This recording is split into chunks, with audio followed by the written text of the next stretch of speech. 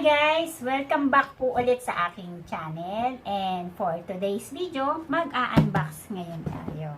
Ayan o. Gift daw nila sa akin kasi naka 1K subscriber na ako sa YouTube. Yay! Kaya, ayan, meron silang gift sa akin. Ayan. Diba? Ganda, diba? Ayan, matagal ko nang gusto to eh. So, ayan, ang gift nila sa akin.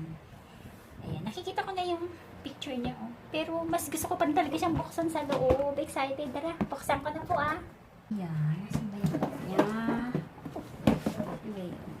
Ay, buksan. Ang Scotch tape. Scotch tape pa. Kailangan open. Ayoko naman sirain yung box niya. Sayang. Ayan.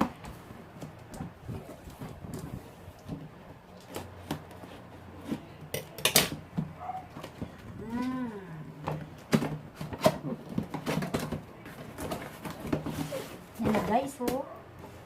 Plastic na. Yeah!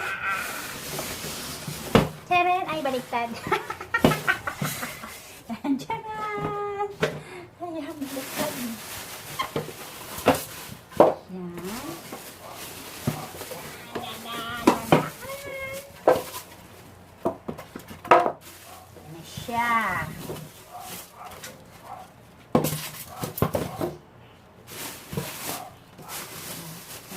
Pa siya, oh. Ayan, matagal ko na-miss kumain sa Korean food. Kaya, ayan. Ito na siya. Wow! Ayan siya.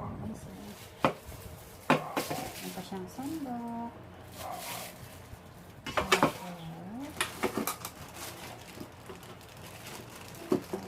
Malakas kaya to sa kuryente? Yun na tama.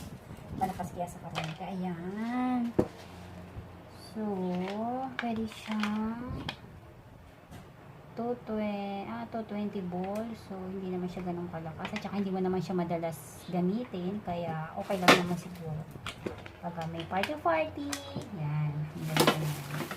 Dito siguro lalagay yung soup. Diyan lalagay yung soup.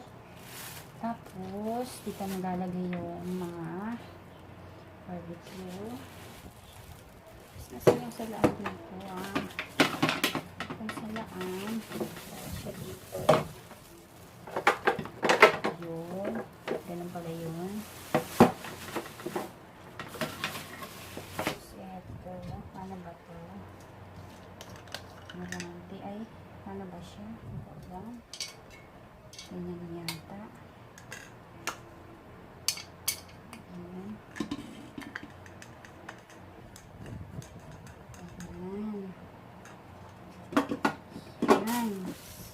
Ayan na siya. Tapos yung mga excess na mantika dito lalabas. Kasi meron siyang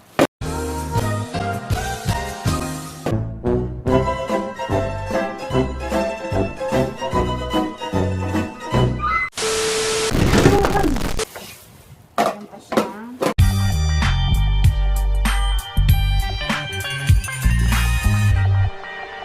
prutas dito para sa excess.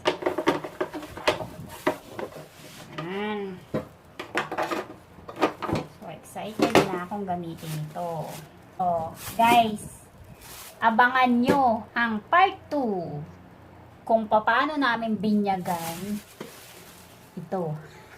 Excited. Ayo guys, yung mga hindi pa po nakakapag-subscribe, please pa-subscribe na lang po, share and like para pag meron akong mga video, naka-ano kayo.